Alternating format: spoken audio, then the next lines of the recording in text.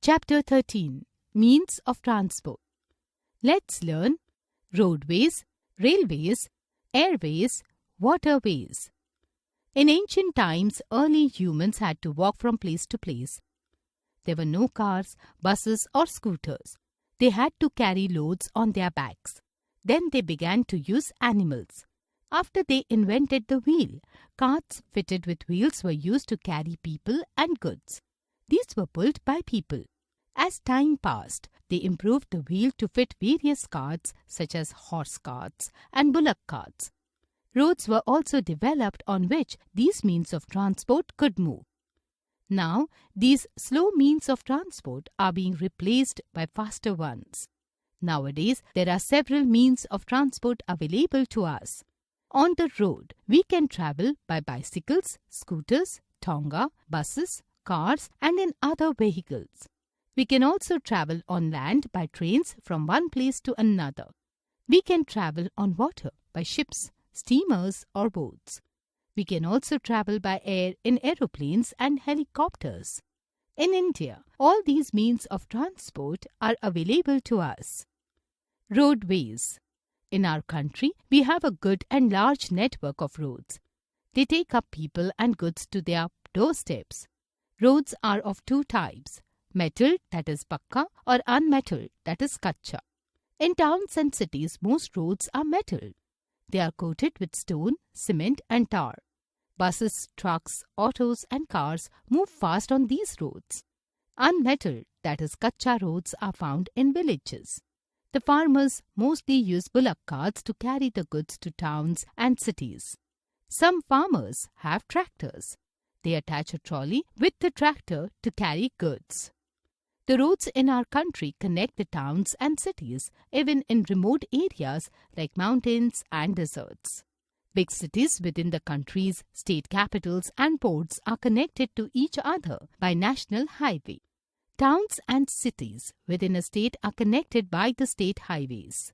Central government builds and maintains the national highways, while state government builds and maintains the state highway. Info High. The NH7 is the longest national highway in India, with a length of 2,369 kilometers running from Varanasi to Kanyakumari. Railways. Railways are the lifeline of India. Railway trains are cheaper, more comfortable and faster than road transport. Rail transport is a commonly used mode of long-distance transportation in India. The trains generally connect all the major cities and towns in the country. The railroad system is divided into a number of zones. Some of these are Central, Eastern, Northern, Northeastern, Southern, South Central, Southeastern and Western. Today, railways carry millions of people and millions of tons of goods daily throughout India. Trains like Vande Bharat Express, Gatiman Express, Rajdhani Express and Shatabdi Express run at speeds of over 100 km per hour. Info High. In 1853, the first railway train ran between Mumbai and Thane in India. Info High. Indian railway network is the second largest in Asia and the fourth largest in the world. It has a route length of 67,368 km and total track length of 1,21,407 km as of March 2017. Airways. An airway is a recognized route followed by an aircraft. All our major cities are connected to one another and to almost every part of the world through air transport. Means of air transport such as aeroplanes are not only the fastest means of transport but also the most expensive. Aeroplanes take only 2.5 hours from New Delhi to Mumbai, while a train takes about 20 hours. Now we can easily go to different countries for studying, working, traveling and learning about the customs and habits of their people. It is also used to carry letters, newspapers, light valuable goods, perishable things such as flowers and exotic fruit and vegetables. Helicopters are a very useful means of air transport. They can land where aeroplanes cannot. Helicopters are very useful during floods, droughts, famines, earthquakes, epidemics, and wars. They are used to drop food, medicines, and other items in affected areas. Chhatrapati Shivaji Airport at Mumbai, Indira Gandhi International Airport at Delhi, and Netaji Subhash Chandra Bose International Airport at Kolkata are some important airports in India. Waterways. Ships, steamers, ferries, and boats are means of water transport.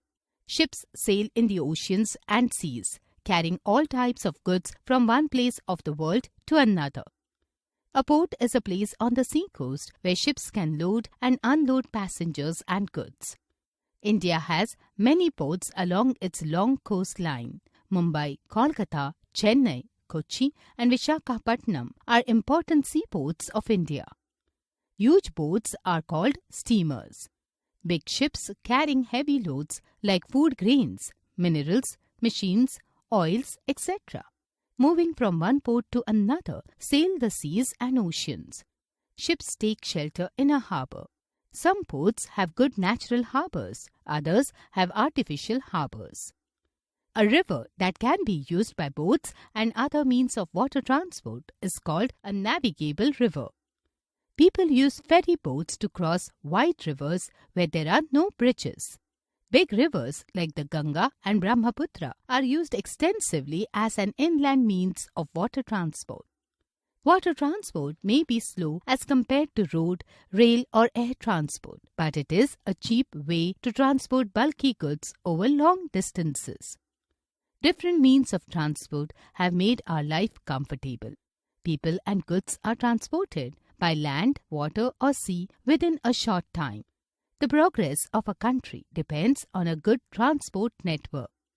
Info Hive. There are 111 officially notified inland national waterways in India. Recap. The roads in our country connect the towns and cities even in remote areas like mountains and desert. Railway trains are cheaper, more comfortable and faster than road transport. Aeroplanes are the fastest means of transport. Ships, steamers, ferries and boats are means of water transport.